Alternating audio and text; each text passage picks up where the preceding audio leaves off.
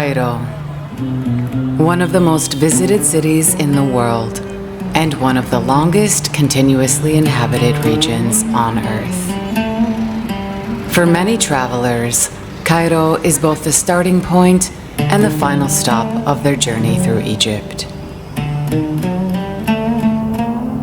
From the pyramids of Giza to the Khan Khalili markets, from the city's many museums to its scattered historic quarters, there is no shortage of things to see and do in the city of 1,000 minarets. One of the most distinctive and enduring features of Cairo's skyline is the Citadel of Salah al Din. This 12th century fortress gives insight into medieval Cairo while offering stunning views of the city. Today, we'll be exploring this site and uncovering its history. If you're new to my channel, welcome. My name is Giselle, and I've been living in Cairo for nearly 5 years. During that time, I've made hundreds of videos about Egypt, sharing insights into daily life, exploring the country on my motorcycle, visiting ancient sites, trying local foods, and offering practical tips for travelers. Whether you're interested in Egypt's history, culture, or modern-day life, this channel is designed to help you make the most of your visit. And if you're planning a trip to Egypt and are looking for assistance while here, my Egyptian husband and I also help organize tours for visitors and connect people with excellent guides and drivers. If you'd like to get in touch, you can reach us on WhatsApp using the number in the description below. Now, let's hit the streets of Cairo and make our way to the Citadel.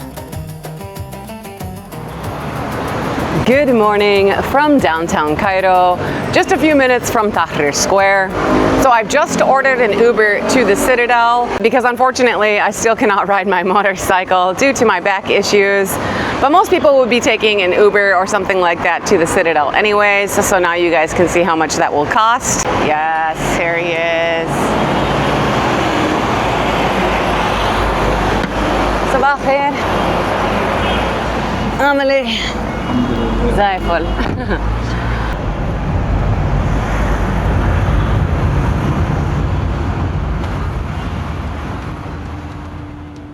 As we head towards the Citadel, let me first clear up a common point of confusion for visitors. Many people assume that the Cairo Citadel and the Muhammad Ali Mosque are separate sites. In reality, they are not. Both are a part of the same historic complex. The Citadel of Salah al Din, also known as the Cairo Citadel, is an entire fortified complex which was built in the 12th century by Salah al Din.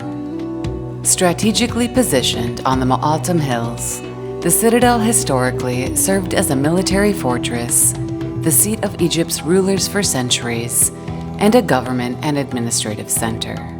In modern times, the Citadel complex contains a number of mosques, museums, and historic structures, including the Mosque of Muhammad Ali, the Mosque of Nasir Muhammad, the Suleyman Pasha Mosque, the National Military Museum, the Police Museum, and Al-Gawhara Palace.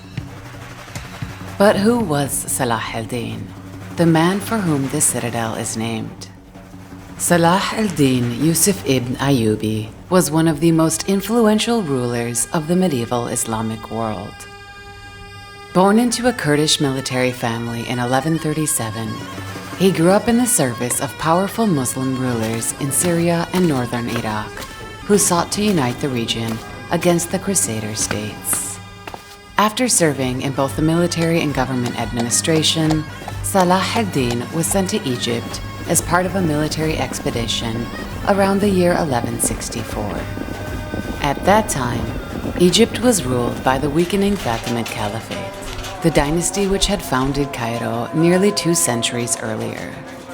Through a combination of military success and political skill, Salah al Din rose rapidly through the ranks, eventually becoming vizier, the chief minister of the Fatimid state. In 1171, he abolished the Fatimid Caliphate and brought Egypt back under the authority of the Sunni Abbasid Caliphate, laying the foundations for what would become the Ayyubid Sultanate. Salah al Din became renowned not only for founding the Ayyubid dynasty, but also for uniting Egypt, Syria, and much of the surrounding region under his rule. His greatest military achievement came in 1187, when he decisively defeated the Crusader states and recaptured Jerusalem, cementing his place as one of the most celebrated figures of the medieval era. But Salah ad-Din's legacy extended far beyond the battlefield. Concerned about the threat of future Crusader attacks, he launched an ambitious program of military construction in Egypt, including a massive stone wall intended to protect both Cairo and Fustat. At the heart of this defensive network was a new fortress built atop the Mu'attam Hills, the Citadel of Salah al Din, which would ultimately serve as the seat of power in Egypt for nearly 7 centuries.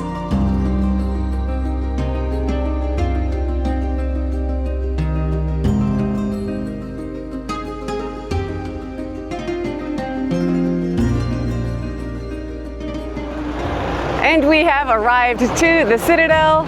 Now you buy your tickets just under the wall over here and then go through security. So I'm gonna turn the camera off, get my ticket, go through security, and then I'll turn it back on once we're through.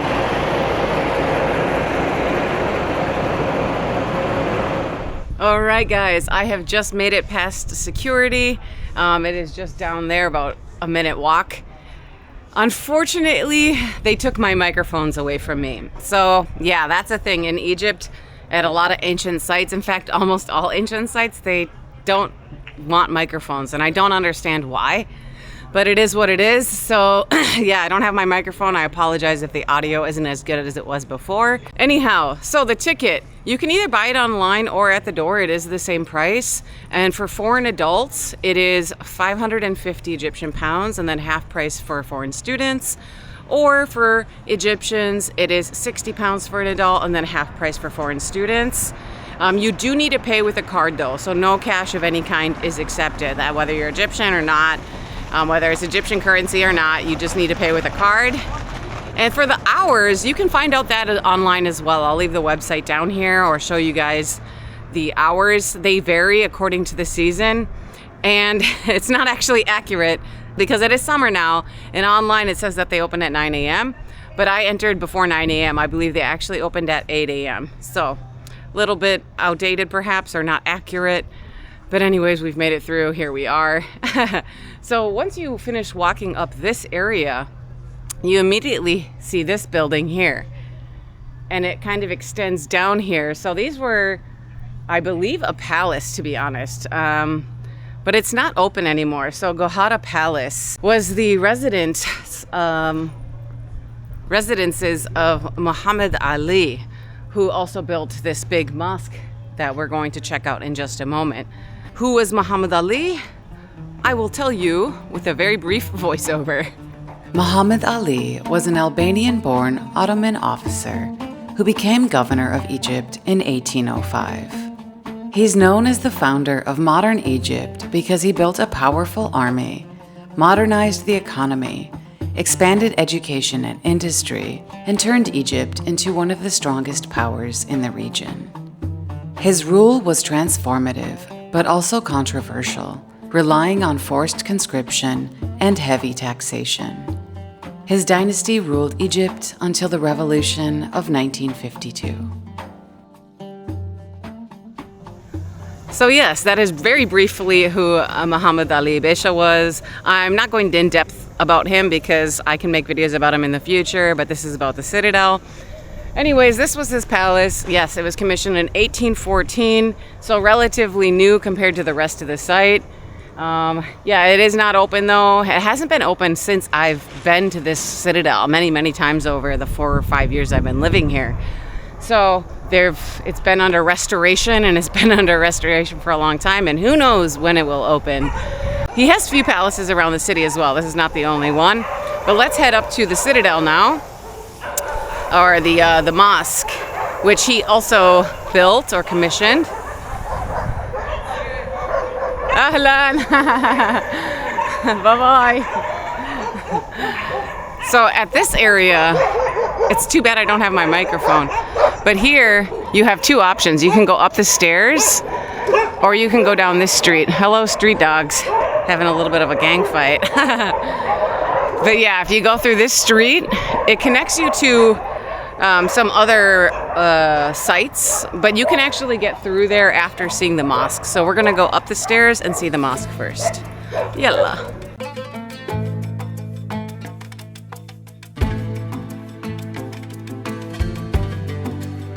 Commissioned by Muhammad Ali Pasha in 1830, the Muhammad Ali Mosque was built in memory of his son, Tosun Pasha, who died at the young age of just 22.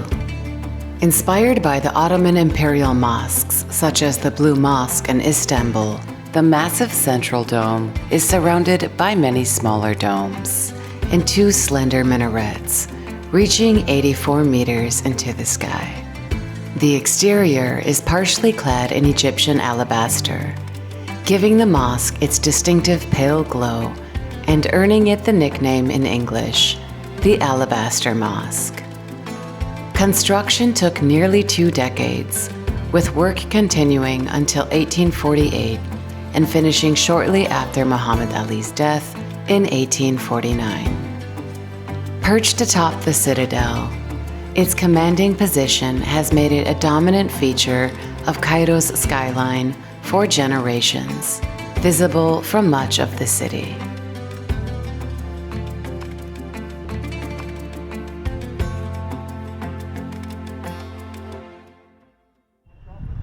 From the stairs where we just came up, it leads out into this courtyard and the mosque, of course, behind us. Now, it may seem like there's an entrance over there, but that is actually an exit only. So if you want to go into the mosque, which of course we do, then you're going to walk over this way.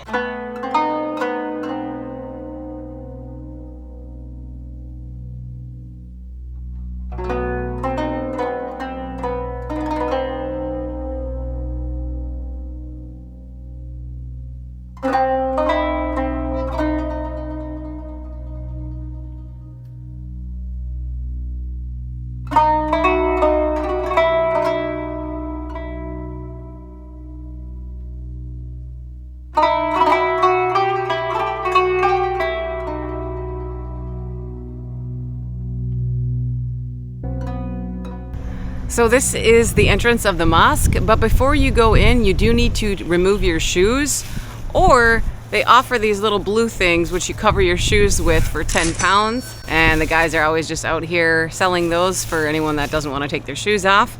And apparently there's also a bathroom over there. He just told me. Anyways, let's head inside.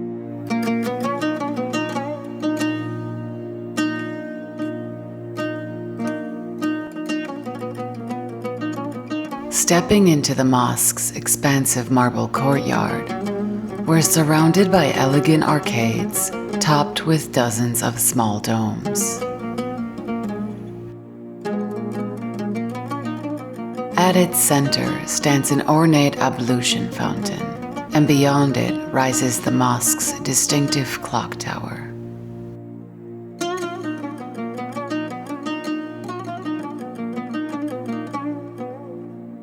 The polished marble reflects the intense Cairo sun, helping keep the courtyard noticeably cooler while making the space feel more expansive. Slender marble columns support the arcades, while rows of hanging lamps recreate the atmosphere of the mosque as it would have appeared in the 19th century, when oil lamps illuminated the courtyard after sunset.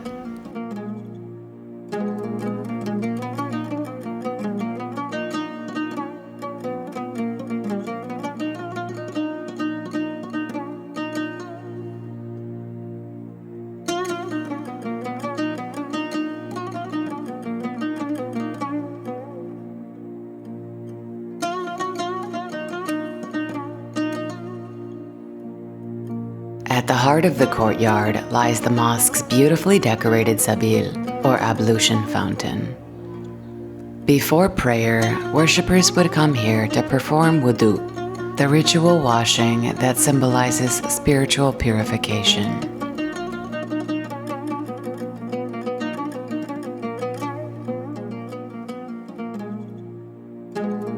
With its marble basin, elegant wooden dome, and intricate Ottoman craftsmanship, the fountain served not only as a practical feature, but also as the architectural centerpiece of the entire courtyard. Looking up, the mosque's European-style clock tower stands in stark contrast to the surrounding Ottoman architecture. It was a gift from the King of France after the Luxor obelisk was transported from Egypt to Paris.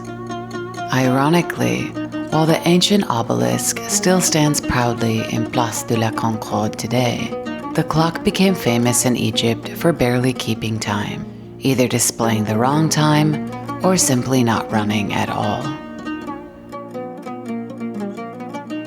And now we will enter the Great Mosque. Richly decorated with elegant Arabic calligraphy, geometric patterns, and floral motifs, this mosque is a masterpiece of Ottoman architecture and one of Egypt's most spectacular religious monuments.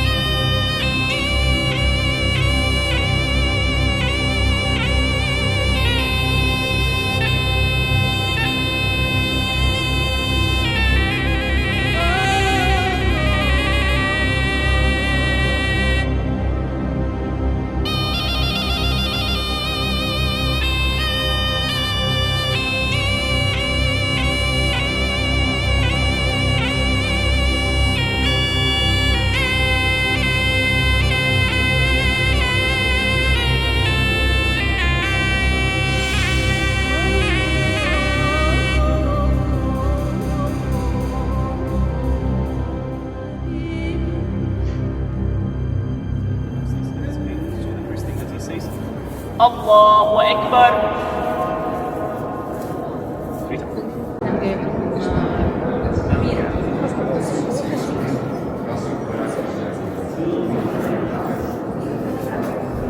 So this enclosure over here actually houses where Muhammad Ali Pasha was buried. So there's a white marble coffin behind this that was a tribute from his grandson who finished building this mosque. But it's actually a cenotaph, so the white marble doesn't contain his body. He's actually buried beneath the ground, the floor here of the mosque.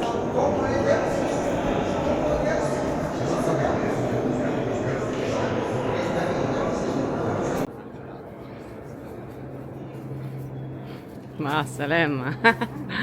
Have a nice day. وانت I hope you كمان enjoy. شكرا. So we've just exited the mosque. This is where you should take off your little blue covers for your shoes. And if you want to see the other mosques in this area, keep them because you'll need them again. If you want a coffee or a snack, they have a little stand over here. But the amazing thing about this courtyard here is the view of the city. I apologize if it's a bit windy. It's nice for me, but not good for the camera without an external mic. But let's get a look at this view. Down below here we have the Sultan Hassan Mosque. Over in the distance you have Cairo Tower, which is over on the island of Zamalek. And off in the distance, on a clear day, you can actually see the pyramids of Giza. And it is thankfully a clear day, so we're able to get a wonderful shot of the pyramids all the way over in Giza. Very amazing, very beautiful.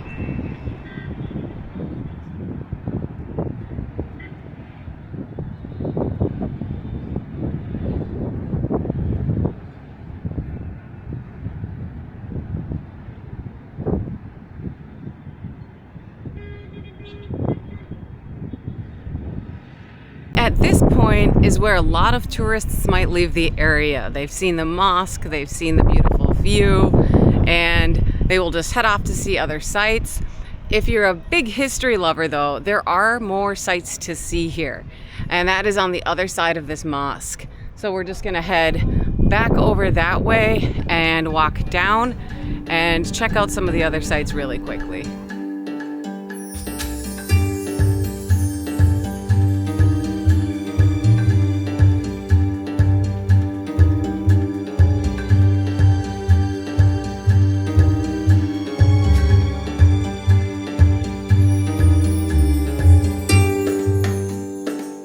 And we are now on the other side of the mosque here.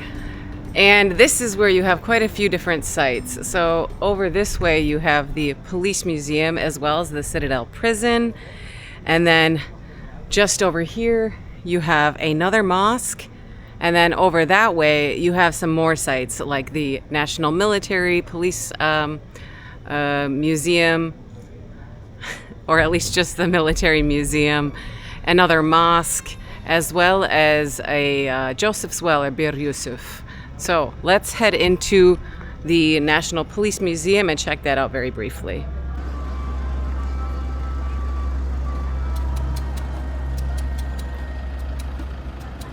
Immediately after passing through the archway, we come across the Citadel Prison. I had to briefly stop filming because there were police officers stationed here, and filming them is not permitted. But this is what the area looks like.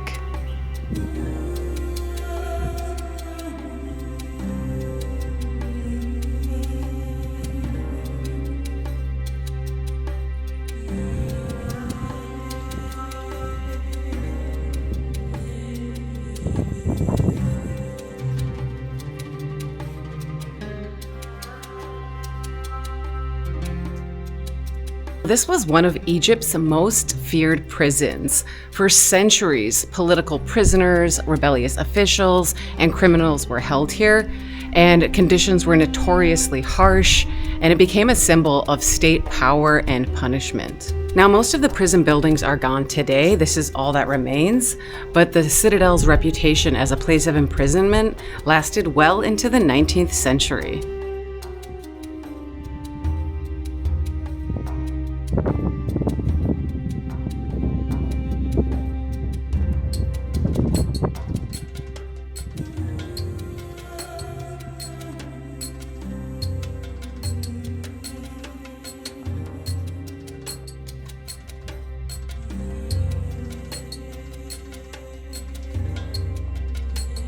So we've just left the little Citadel prison area, and it opens up into another courtyard with an amazing view and an even better view of Sultan Hassan Mosque. Otherwise, it's a pretty similar view of the city, but you do get a better look at the mosque here. And then over this way, you have the National Police Museum, which honestly, it is very small and not a whole lot to see. It's free to go in though, and if you're curious, I will show you a few images of what's inside there. Inside this small museum, we find a room dedicated to political assassinations, including the assassination of President Anwar Sadat, along with other high-profile political figures. On display are the weapons used in these crimes, as well as exhibits detailing the events surrounding them.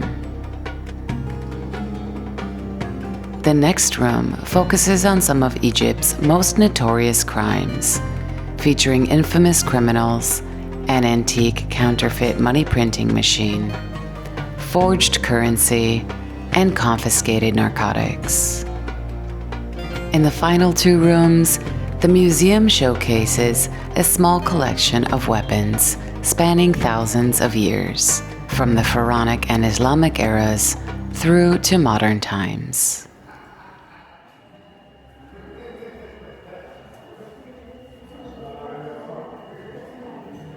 After leaving the National Police Museum, we make our way to the Mosque of Sultan al-Nasir Muhammad. Now over 700 years old, this mosque was originally built in 1318 by Sultan al-Nasir Muhammad. After developing structural problems, it was rebuilt just 17 years later in 1335.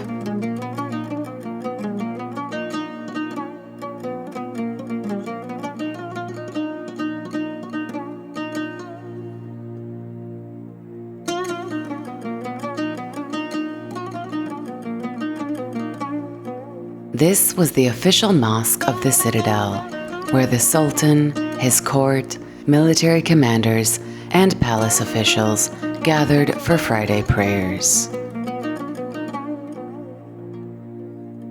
For more than 500 years, it served as the state's principal mosque, making it one of the most important religious and political buildings in medieval Egypt.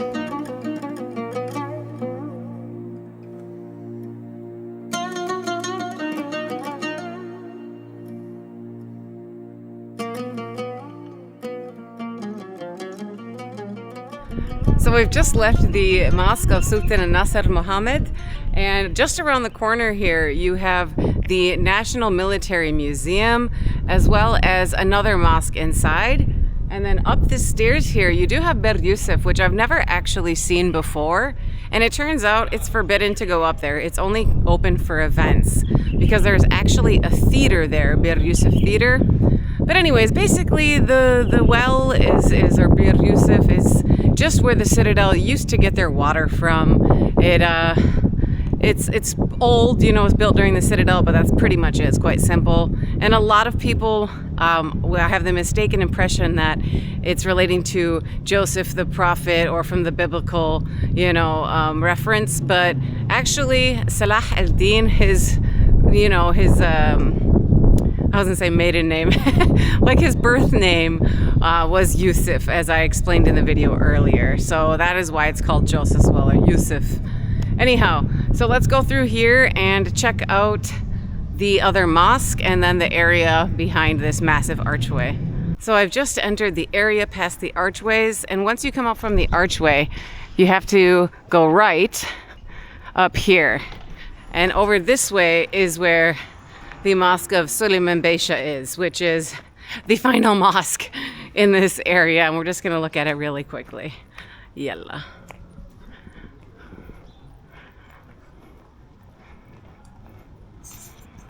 We have arrived. Just about a 5-minute walk through that street. It opens up into this big plaza area, and then we have the mosque.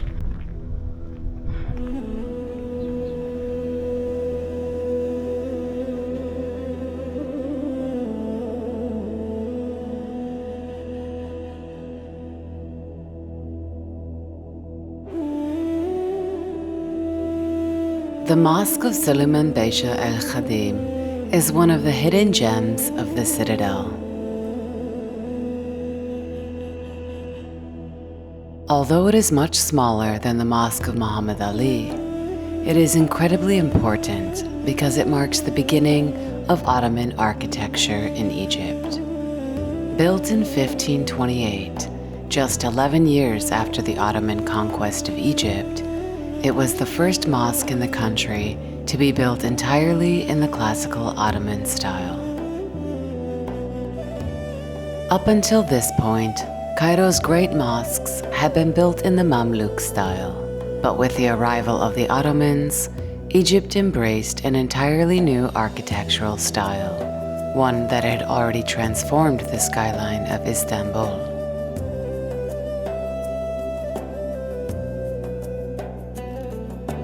Unlike the royal mosque of Sultan al-Nasir Muhammad, which served the Sultan and his court, this mosque was built for the Janissaries, the elite soldiers of the Ottoman Empire who were stationed here inside the Citadel.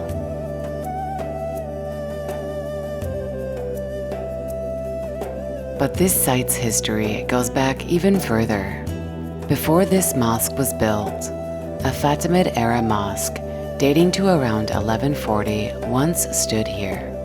Its remains now lie beneath the present mosque, and the tomb of its founder can still be found within the complex today.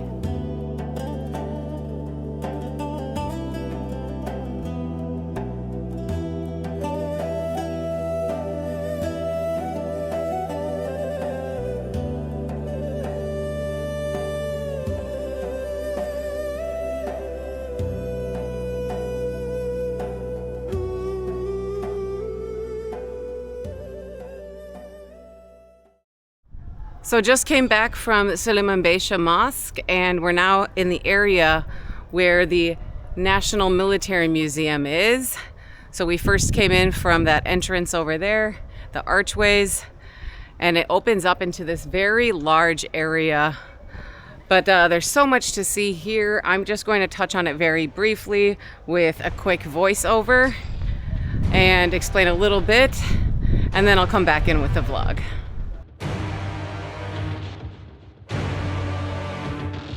The National Military Museum within the Citadel is enormous and could easily take several hours to explore if you wanted to see everything. Even before reaching the museum itself, we passed through a sprawling courtyard lined with cannons and statues of prominent military figures, including Ibrahim Pasha, the eldest surviving son of Muhammad Ali Pasha.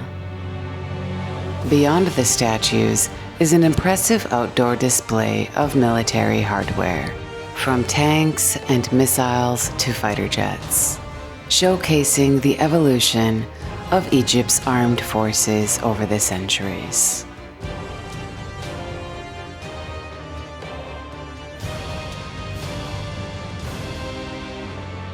Past these exhibits lies the museum itself, home to more than 5,000 years of Egyptian military history. Inside, you'll find everything from the armies of the pharaohs to modern-day conflicts, with an extensive collection of weapons, uniforms, military vehicles, and historical artifacts. Unfortunately, filming isn't permitted inside, so I wasn't able to show you the exhibits. But there is one fascinating fact about this building itself. Before becoming the National Military Museum, this was the Harem Palace of Muhammad Ali Pasha, built more than 200 years ago. It served as the private family quarters of the ruler, where his wives, concubines, children, and the women of his household lived, secluded from the public life of the Citadel.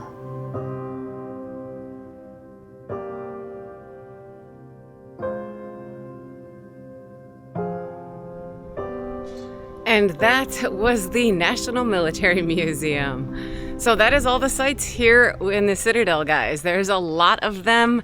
You don't need to see them all, but if you're, like I said, huge into history and you're a history buff and you want to see them, they're here. That gives you a little bit more information about them. Now, something I forgot to mention, there are golf carts driving around here. Maybe you've noticed them in the video, I'm not sure. But you can rent one out. They offer that in the beginning when you come through, and you can really stop them anywhere along the way. They are 500 pounds, and you can have them for an hour, 2 hours, 3 hours. It kind of just seems like go at your own pace, however long you need it for. So yeah, if it's, you know, if you have limited mobility, that makes it a lot easier to get around. Or, you know, if you really want to hit all of these sites, it definitely makes it a lot easier to just stop off at each one and then kind of rest until you go and see the next one. Anyhow, so that's going to conclude the video. I'm hot. I'm going to head home, but I hope you enjoyed. Give it a big like if you did. And of course, subscribe if you like these kinds of videos, because I have so many more on my channel. Thank you so much for watching, and I will catch you on the next one. Ma salama.